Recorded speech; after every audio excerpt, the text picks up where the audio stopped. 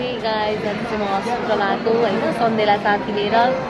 यो चाहिँ भनेको अल्छी लाग्यो भनेर आई गरेको चाहिँ हेलो पनि भन्दैन। पालो नै आउँदैन भर्खर त 235 हुँदैछ 250 आछ यसको 250 नम्बरमा छ पालो पनि। एकछिन मान्छे खुट्टा टेक्ने ठाम थिएन बसमा आउँदाखेरि गाई छैन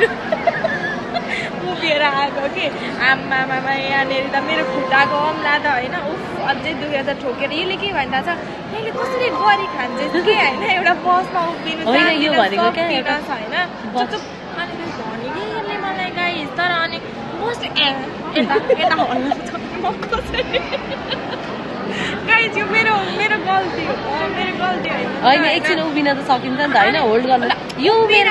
यो उमेरमा पनि उभिन नसक्ने यस्तो मान्छेले कसरी गरी खान्छन् क्या गाइस उभिन नसकेको होइन कि म त मस्त उभिया हो त्यसले खालि यस्तो सर्प कुदे जस्तो गरेर गाडी कुदाउँछ है म त यस्तो हुन्छु कि मलाई सबले हेरेर हाँसिरहेको थियो कि हाँस्नुभन्दा अगाडि सिट छोडेको भए भइहाल्थ्यो नि ल